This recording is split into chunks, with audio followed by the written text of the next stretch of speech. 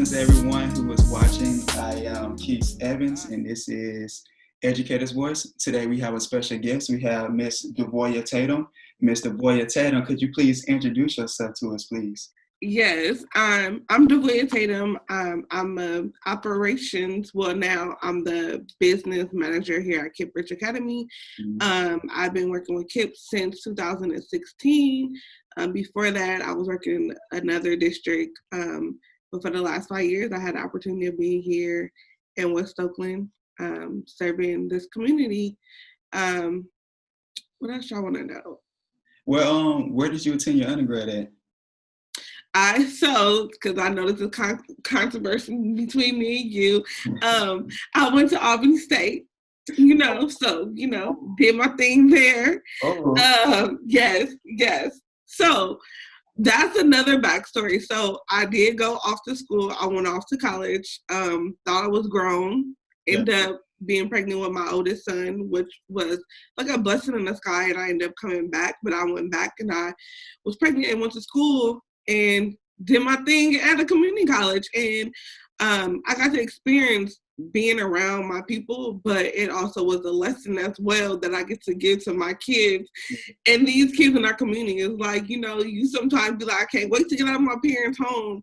And some of those things just fly right out the window, and you have to sometimes deal with the consequences of thinking you're grown. So, yes. It's kind of unfortunate that you chose Albany State for that endeavor, but if it was Fort Valley, maybe it would have went a little more different. A little bit different. Okay, I give you that.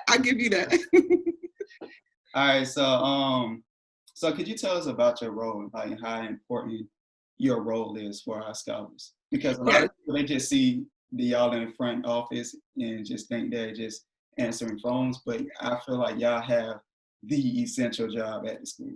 Yes, so I know a lot of people that comes in and be like, oh, all you do is answer the phone, but in all honesty, it's more than that. Like, we're dealing with parents, we're dealing with students, we're dealing with staff, we're dealing with leadership. So we're dealing with so many different things. So it's like, I would describe us as a spider with so many different legs and arms that we're like moving and constantly going. Like, we're emotional support, a lot of our kids in this community, they deal with a lot of things and they just need somebody to be there, that motherly person.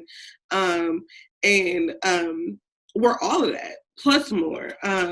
Sometimes I'm a doctor, never never in life took any medical classes, but I'm a doctor. Sometimes sometimes I'm a cook, and sometimes our babies don't have lunch, and I make sure they have lunch. Sometimes I'm the store when they need uniforms, I'm there doing that. Sometimes I'm emotional support. A lot of our kids in our community are dealing with so many different things, and they just need someone to be able to talk to, and I'm that.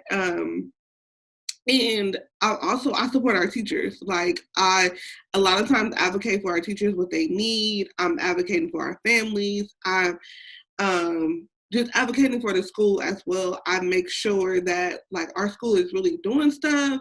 I support our families with making sure if they want to pin on events, I'm helping support that. I'm looking for resources for our kids in our community. So it's so many things that I do outside of just answering the phones. A lot of times I'm serving our families if they need something or in a need for different things. I'll look and help them. So I play many different hats. Yes, even with behavior, I remember I had a young scholar, young queen, was super disrespectful in my class. And I just sent her to you. Then when she came back, she was like a completely different person. Came back and apologized and everything. But it just, I sent her to you, not anybody in behavior. And I sent her to you, and you was able to handle that. So it's just like, I really appreciate the role that you play down there in the office.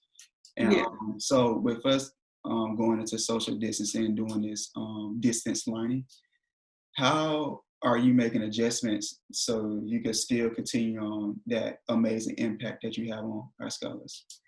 Well, it's been the first time of anything like this majorly happening. I had to adjust so many different things. I had to be like, just like the kids were struggling, not being able to see us, or just like socially, I had to adjust to that too, because I'm so used to having the kids come in the office, greet them, you know, making sure they have breakfast. So it was more so like reaching out to families, or, you know, I also joined in to make sure that I joined in on team and finals when we were holding, to make sure, like, you know, my presence was known, reaching out to families, you know, social media, just like telling our families, like, I'm here, like, if you need anything, let me know. A lot of our kids, they have my work phone number, so they tend to FaceTime me, they tend to email me, they call me about tons of questions, because the kids know that I'm like really instilling, like, you need to be in school, you need your education. So now they're like, Miss Tatum, when do we come back to school? Are we coming back to school? So it's like answering those questions, and I get excited because it's like, okay, even when I tell them and they frustrated because I want them to stay at school because they want to go home and play sick, I'm like, no, you need to be at school. Like, it's really, I can see that all my work is not going in vain. Exactly. But it has been an adjustment, because I feel like I'm not able to see my babies and like just be there for them. And it's like every day I'm like learning new ways to really show up and be there for them.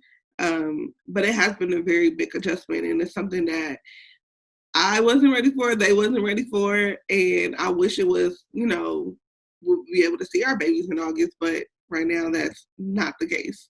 So I'm just FaceTiming every time I live in this community. So sometimes I had the honor of seeing them out in the community and stuff. So I've been doing that. So yes, and I appreciate you for that. And so, in closing, we're in the NPR right now. You're standing in front of a bunch of parents and other educators. Is there any final thoughts or a message that you'd like to leave them with? I will say, continue to advocate for your babies, regardless to if we're on distant learning. Advocate for them, you know, continue. Just don't let them tell you. You ask questions, continue to ask questions. Just don't take the bare minimum. That's what I would say. Don't just be like, oh, they just giving my baby this, but my baby's struggling. No, let them know that your baby is struggling. Don't be so like, don't let your pride or whatever you're going through get in the way of your baby having, you know, a very good education.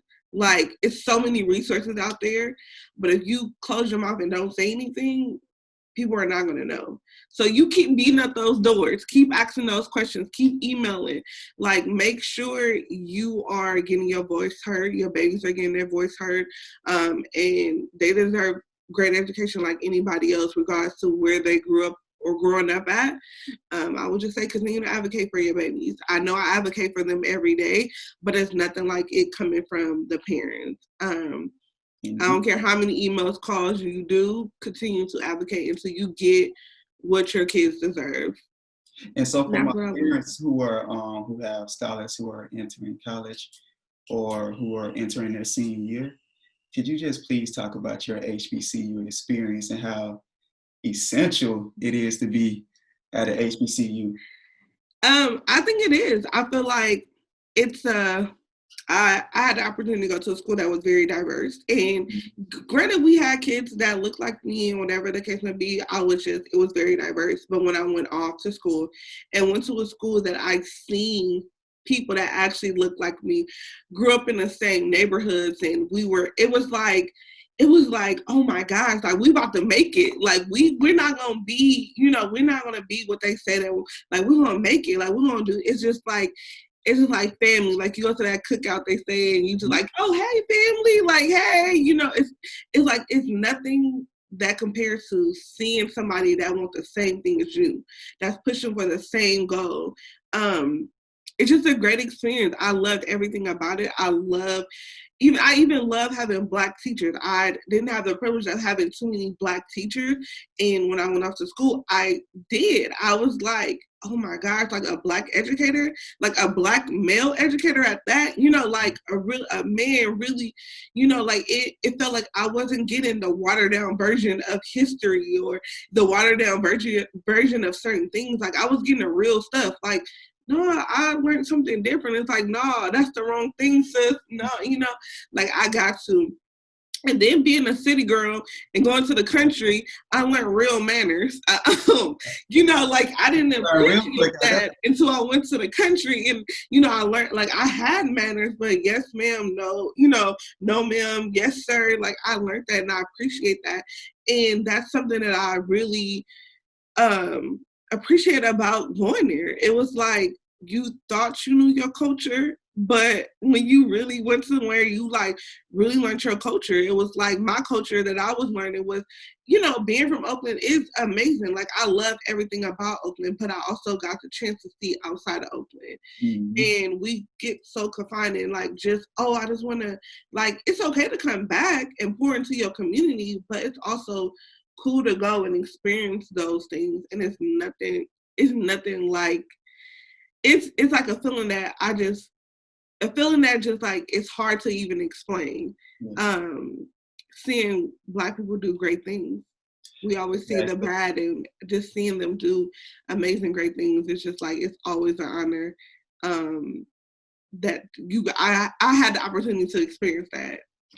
And it's not just what you learn inside the classroom, just at the HBCU. You learn so much outside, and I appreciate you for giving your blessings and thoughts on that, and I appreciate you joining. Yes, no problem. Thank you for having me. Yes, ma'am. And ladies and gentlemen, this is Educator's Voice.